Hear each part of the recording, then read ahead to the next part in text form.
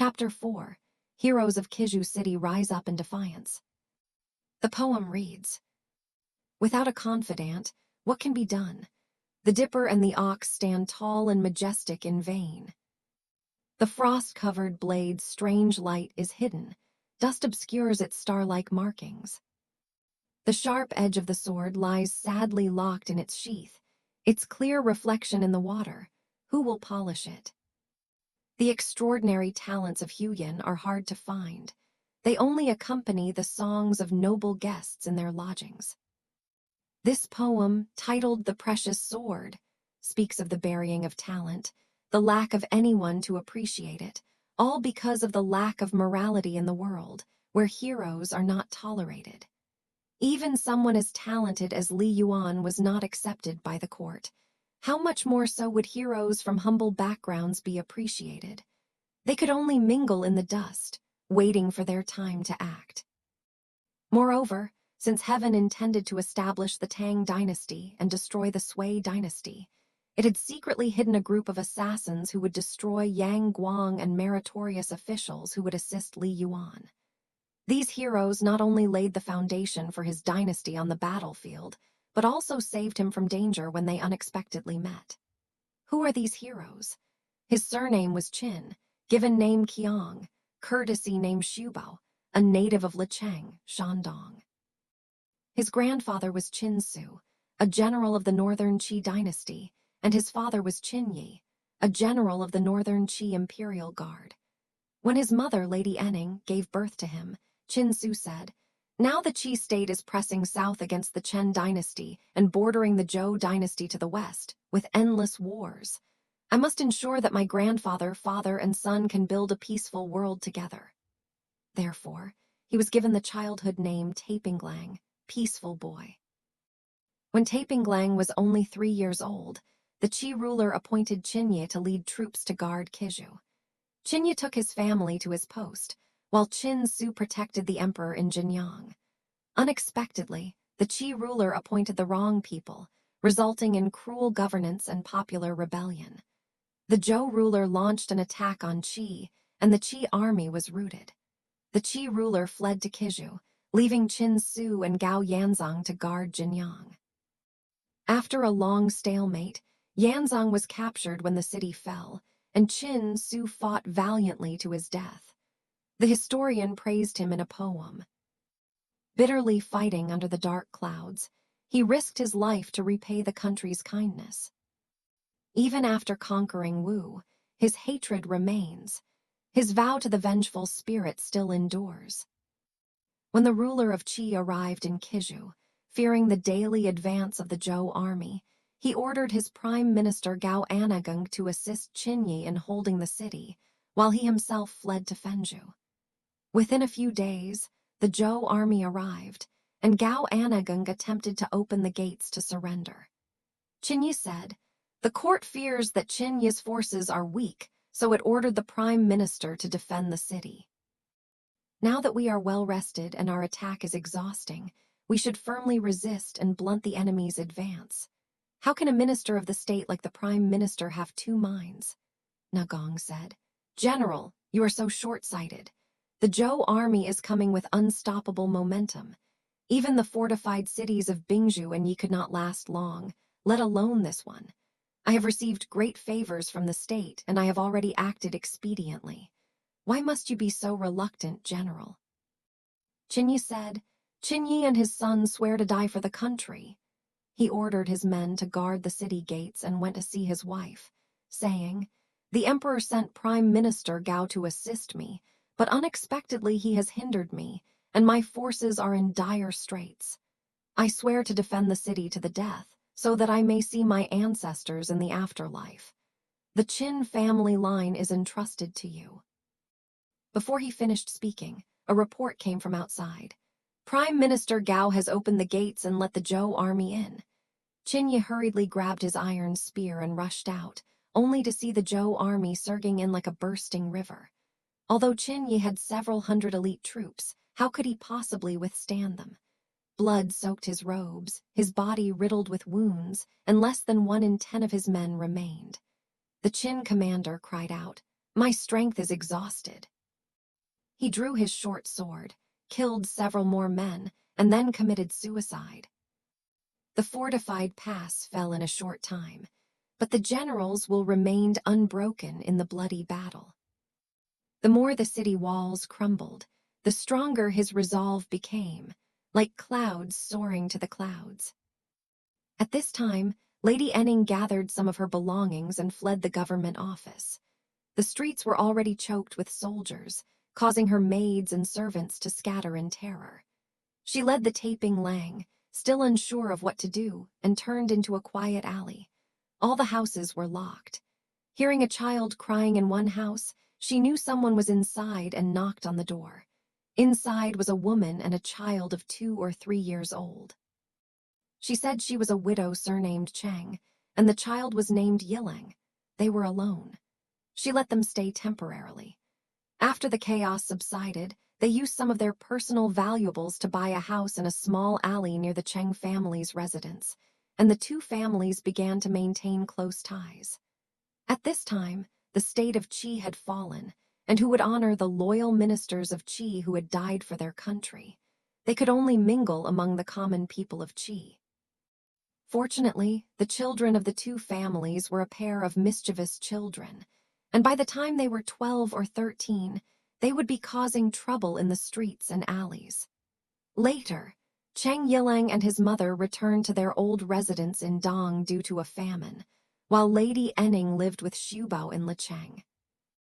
As Qin Qiang grew up, he became a staggering 10 feet tall, with a waist 10 spans wide, eyes like a river, a mouth like a sea, a chin like a swallow, and a head like a tiger.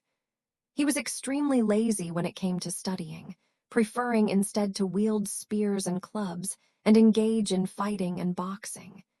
He was always eager to help others in the streets and markets, even at the cost of his life. His mother, Lady Enning, often wept and told him, "Of the 3 generations of the Qin family, only you have achieved this. You are born to be a general, and I will not forbid you from doing anything rash or impulsive. You must take care of your mother in her old age and continue the Qin family bloodline." Therefore, whenever Qin Qiang caused trouble in the neighborhood, he would run home when his mother called him. People saw his bravery and righteousness, and following his mother's teachings, thought he resembled Zhuan of Wu, so they called him the second Zhuan. He was also delighted with his new wife, Zhang, whose dowry contained considerable savings, which he used to make friends, help the weak, and support the needy. Initially, he befriended local heroes, Fan Hu, courtesy named Jianwei, the head of the bandit-catching squad in Kizhu, Fang Yanzhao, a scholar from the prefecture, Wang Badeng, and Runfu, a merchant who sold whips. They often met, and instead of brandishing weapons, they would discuss military strategy. Other passing heroes would also inform each other of their arrival and host them. There were more than one such person. Generally, people without real skill who rely solely on their 2 copper coins to make connections are seen as mere showmanship and not given much respect. Even those with some skill are often arrogant and try to intimidate others, but people laugh at their recklessness and refuse to respect them. Thus their reputation remains untarnished. Qin Qiang, however, possessed exceptional skills. He was adept at spear fighting and archery, and also had a unique martial art. His family inherited 2 gilded bronze maces, weighing approximately 130 jin each. When he wielded them, they initially resembled 2 monstrous pythons churning the water, and later, a flurry of snowflakes falling to the ground, a feat that was second to none. As for his friendships, let's not even talk about his pity for fallen heroes. His acquaintances were among the most valiant of his time. Even his mother, Lady Enning, and his wife, Lady Zhang, possessed the generosity to cut their hair to welcome guests and to offer horses as a sacrifice. Therefore, in the Jiangbei region, people would grit their fingers to praise Qin Qiang's martial arts skills, and their hearts would rejoice at the mention of his character. Indeed, his extraordinary talent astonished the world. His profound friendships won the hearts of all. Do not lament the lack of close friends. Brothers are everywhere under the heavens. One day, Fan Hu came to see Qin Qiang and said, "Recently, the land of Qi and Lu has been plagued by famine, with bandits and thieves rampant, and even the authorities are unable to resolve the matter.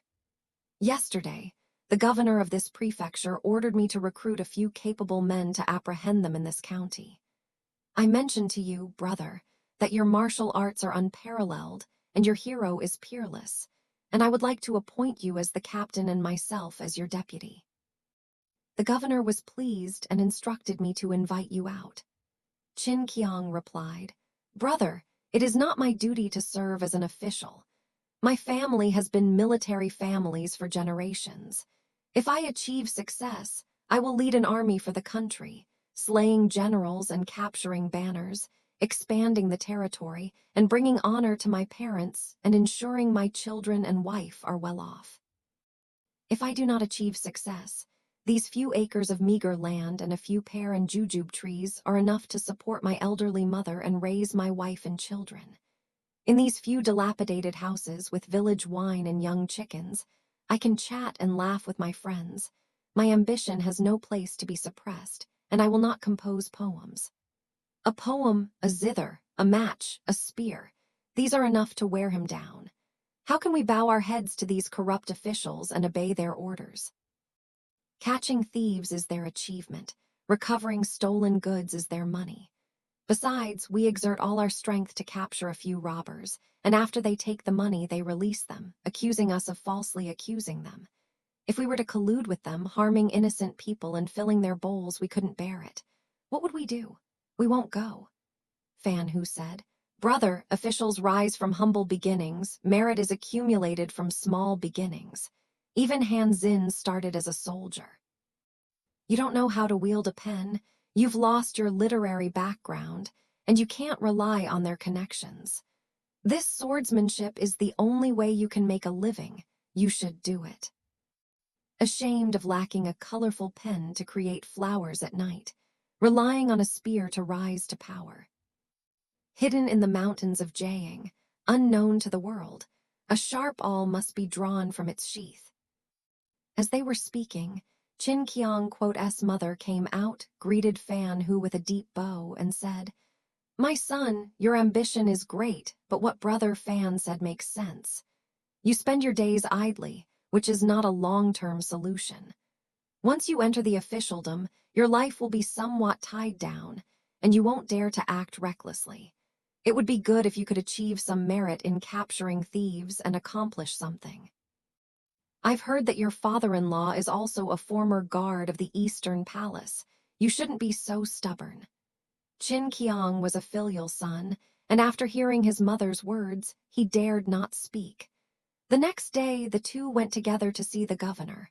This governor's surname was Liu, and his given name was Fangsheng. Upon seeing Qin Qiang, his bearing was majestic, like clouds and mist, his presence imposing and awe-inspiring. With a broad back and powerful build, he possessed a striking and imposing physique. His voice was like thunder in spring, his beard flowing like willow branches in the wind. His eyes were bright and clear, like stars, resembling a portrait of Guan Yu. Prefect Liu said, "Are you Qin Qiang? Your position will be filled based on merit. Since Fan Hu is willing to let you have it, I suppose you are a capable man. I will appoint you both as captains. You must perform your duties diligently." The two thanked him and left. Fan Hu said, "Brother, the bandits in Kizhu are all cunning and ruthless. We need to be able to catch them quickly enough. We need a good horse." Qin Qiang said, "Let's go to Jia Runfu Rightquote's house with you tomorrow." The next day, Qin Qiang took some silver and went with Fan Hu to the west of the city, only to find Jia Runfu at home. Upon meeting, Fan Hu said, "Brother Xubao, you've recently been appointed as the head constable in charge of apprehending thieves, and I've come to find some porters." Jia Runfu said to Xubao, "Congratulations on your new position. It's a money exchange and also a place with many connections." I'm just afraid you won't be willing to do things like framing criminals or falsely accusing others of stealing. If you were, you could probably amass a fortune. Xiubao said, I won't do such dishonest things. Do you have any good horses, brother? Jia Runfu said. Some arrived yesterday. The two went to the back stable together, where they saw a herd of dappled horses, a blue-gray steed, a purple-gray steed, a red rabbit, a black steed, a yellow steed, and a white steed. Some were even 10 feet tall, neighing, leaping, crouching, rolling, grazing, and biting fleas. They were like a tapestry of clouds, each one a magnificent sight. Bamboo-striped ears, swift hooves. Entrusted with life and death, they would travel 10,000 miles. Jianwei looked at the horses and picked only the tall, strong ones, saying, This one's good, that one's good. He chose a chestnut horse. Xiubao, however, chose a yellow horse. Runfu said, Let's test your judgment, brothers. They led the horses out of the stable, and Jianwei jumped onto the chestnut, Xiubao onto the yellow horse. With a flick of the reins, they were gone like smoke. The chestnut went off with tremendous speed, while the yellow horse seemed unconcerned. When they returned, the chestnut seemed a bit sluggish, its hooves leaving dust. The yellow horse was fast, its hooves left no dust, and it was also more docile. Jia Runfu said, The yellow horse is definitely better. Xiubao bought the yellow horse, but the dealer asked for 100 taels, and Xiubao offered 70. Jia Runfu insisted on 80 taels, but the dealer refused. Runfu paid the difference himself, and they finally made the purchase. They signed a contract, ate at Jia Runfu's house until they were half drunk, and then went home. Later, it was this yellow horse that proved to be a great help. One day, a group of criminals, bandits who had committed robbery but failed to obtain any loot, were suddenly dispatched. According to the law, they were to be conscripted into the army and sent to Zhejiu and Lezhu in Pingyang Prefecture. Prefect Liu, fearing a mistake, assigned Fan Hu and Qin Qiang to manage the conscription separately, Jianwei to Zhejiu, and Xiubao to Lezhu, both in Shanxi, to travel together. Xiubao had no choice but to pack his belongings, bid farewell to his mother and wife, and go with Jianwei to register at the Ministry of War in Chang'an before heading to Shanxi. A traveler on a distant road, his parents' hearts 1,000 miles away. Farewell, they frequently parted, hoping their letters would not falter. Leaving aside Xiubao's conscription, let us turn to Li Yuan. Seeing that the memorial had been approved, appointing him as the prefect of Taiyuan and Hebei, he felt as if he had received a pardon. He hurriedly ordered his men to pack and be sent to his residence. Outside the Danchai gate of the Ryu Terrace, men and women, large and small, crowded together, shoulder to shoulder, practically bursting forth. Tang Gong sat before the dripping eaves, looking at his subordinates. He felt pity for their long service and was deeply moved. Tears welled in his eyes as he said, I truly hope to serve as an official in Chang'an and support you throughout your lives. Unexpectedly, I am forced by the people's songs to resign and return home. Those of you who have served under me, do not come with me. Tang Gong had always been kind to his people, and upon hearing this, they all burst into tears. Seeing their bitter weeping, Tang Gong wiped his face with his sleeve, suppressing his tears, and said, You need not weep. Do you think I would resign my post today and drive you all away? I have 2 things to say. Those who lead my fields to cultivate, those who run shops, those who have earned a minor official position under my patronage, and those who have relatives or friends in Chang'an. None of these people need to come with me. If you have no fields to cultivate, no shops to run, and no relatives or friends in Chang'an, such people are of no use staying in the capital. Come with me to Taiyuan, where you can settle for a lower position and still make a living. Among his subordinates, those who were willing to go immediately agreed, We are willing to go with you, sir. There were so many people that it was difficult to tell who was willing and who was not. Tang Gong, being a man of strategy, instructed his men. Divide them into 2 groups, those going to Taiyuan to the east side, those staying in Chang'an to the west side. Once the division is complete, I have more to say. Tang Gong gave these instructions aloud, but secretly thought, there aren't many who are truly willing to go. Unexpectedly, those who could easily leave all wished to return to Taiyuan. Some who were standing on the west side moved back to the east. The division was complete, with roughly half on each side. The men below whispered amongst themselves. Those staying in Chang'an were reluctant to leave behind the master's favor. Those who wanted to go, however, had relatives and friends in Chang'an, and various business ties and future commitments prevented them from going. Therefore, among these same men, those on the west side envied those on the east, as if they were instantly ascending to heaven. Tang Gong asked the officials on the western steps, "Have you all settled in Chang'an?" Several officials stepped forward and thanked him, saying, "We are honored by your esteemed favor and will have a bright future." Some said, "We receive your money and houses." Others reported, "We cultivate your fields, and the money and profits from these are sent to your residents annually for public use." Upon hearing this, Tang Gong ordered the carrying boxes to be brought out. Regardless of age or gender, he gave each person 2 bolts of cotton cloth and a silver ingot. After rewarding them, he instructed, "Since I am no longer an official in Chang'an, you should all be more discreet and abide by my rules. Remember this well." The officials kowtowed and left. Tang Gong then asked those on the east side, "Are you all going with me?" They all stepped forward and said, "We have wives and children for generations. We are willing to go with you to Taiyuan, sir." Tang Gong ordered a roster to be drawn up, gave them provisions and silver, and forbade them to harass the places they passed through. Even the smallest items must be bought and sold at fair prices. Any extortion of the people will be investigated and punished without mercy. Having given these instructions, he retreated to the inner hall to rest. His wife, Lady Du, stepped forward and said, "It is a great joy to return to our hometown today.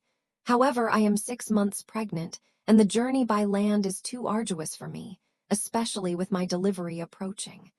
Perhaps we should postpone our departure for another half-month." Li Yuan replied, "My lady, the emperor is suspicious, and there are even treacherous people spreading slander, wanting to kill everyone with the surname Li. At this moment, we are like being in a tiger's den or a dragon's pool. Fortunately, we have been granted permission. Even if we die, we will return to our hometown. Don't you know Li Hun? For his entire family to return is as good as climbing to heaven." Lady Du remained silent and prepared their luggage. Li Yuan bid farewell to his colleagues and friends, and also to the court. He, Lady Du, and their 16-year-old daughter rode in a sedan chair. His cousin Daozong and eldest son Jiancheng rode on horseback, accompanied by more than 40 burly servants, all strong men from Guanzhong, bows drawn and swords unsheathed, escorting them out of Chang'an. Looking back at Chang'an, the sun sets in the distance, and the traveler's journey is startled by the clouds hanging low over the road. Dust swirls around the departing riders, and the wind flutters the banners. It was mid-autumn, and Lord Tang had set out early, taking advantage of the clear weather. Few saw him off, only a few close friends at the suburban farewell. Lord Tang dared not speak of state affairs, offering only a brief expression of gratitude before departing. Light as a feather and swift as a horse, they had already traveled more than 20 li from the capital. Sparsely populated, they suddenly saw a ridge rising abruptly ahead, densely packed with dark trees, quite treacherous. High ridge rises into the wilderness. Ancient trees cast shadows of clouds. Red embroidered with the brocade of the heavenly weaver girl, yellow fluttering like the gold of the Buddhist kingdom. Deep in the forest, birds sing joyfully, the wind rustles the leaves.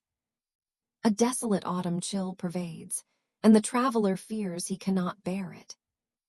This place is called Hawthorn Hill. Lord Tang and his wife traveled slowly in their sedan chair, while 30 or 40 servants led the horses at a leisurely pace, keeping a close watch on all sides. Only Daozong and Jiancheng, accompanied by a few servants ahead, had traveled a mile or two. Jian Cheng wore a purple gold crown and a red brocade robe, while Daozong wore a green turban embroidered with a large peony, a black ramie robe with a large dragon and golden falcon belt wrapped around his shoulders, and pink-soled black boots. They rode swiftly into the forest. If these two hadn't arrived first, the Tang family would have entered the forest unprepared, and trying to manage both their luggage and their family would have been impossible, inevitably falling into Yuan Shu's trap. Fortunately, these servants had arrived first and were now riding away. Meanwhile, Yuan Shu had dispatched men disguised as bandits, who left the capital under cover of night. After waiting for half a day, they spotted a group entering the forest, one in a python robe, looking like an official, and a young man, also looking like a young master, who they immediately identified as the Tang family. With a shout, they rushed out, all with white cloths tied around their heads, faces painted with powder and ink, strong men and sturdy horses, wielding long spears and broadswords, yelling incoherently, "Give us the toll! Give us the toll!" Jian Cheng, seeing this, was terrified and spurred his horse to flee. Daozong, though startled, was still bold and cursed. "This scoundrel has the guts of a tiger and the gall of a lion. Even a pot has two ears. Doesn't he know I'm from the Li family of Longxi, here to block the road?" With that, he drew his waist knife and slashed, while his servants assisted with short swords. Jian Cheng, terrified, clung to the saddle and rode back, seeing Tang Gong's sedan chair, hurriedly said, "It's terrible, it's terrible. The bandits ahead have surrounded Uncle in the woods." He was overjoyed to have escaped the tiger's den, but little did he know he would stumble into a dragon's pool. Upon hearing this, Tang Gong exclaimed, "How can there be bandits even under the emperor's throne?" He jumped out of his sedan chair and instructed, "Half of the capable servants should go to provide backup, and the other half should protect the family and carriages, retreating to a populated area in the back." He removed his official hat, changed into a headscarf, took off his traveling clothes, and put on a linen jacket with arrow sleeves. He carried a bow in his left hand, an arrow in his right, and a painted halberd in his hand. Riding his white horse, he led more than 20 servants and rushed into the forest. They soon saw 40 or 50 bandits, all armed, surrounding Daozong. Daozong and his servants, armed only with short swords, were struggling to resist. Tang Gong, wanting to fire his arrows but fearing injury to his own men, spurred his horse forward and shouted, "Where are you bandits, so ignorant of your own mortality, daring to obstruct the passage of my officials?" Startled by the shout, the bandits scattered, allowing Tang Gong and his retainers to charge in and join forces with Daozong. Seeing reinforcements, the bandits were initially alarmed, but seeing only 20-odd men, they were even more emboldened by their small numbers. Moreover, they had come intending to harm Tang Gong. Why were they retreating upon seeing him? They resumed wielding their spears and clubs, surrounding Tang Gong and his retainers, trapping them in the center. It was truly a scene of chaos. A battle formation array before Jialai Mountain, dust billowing, the sun blurred. Even Xiang Yu, with his strength to lift a cauldron, could not escape the Wujiang River. Could Tang Gong also break through this encirclement? Let's find out in the next chapter.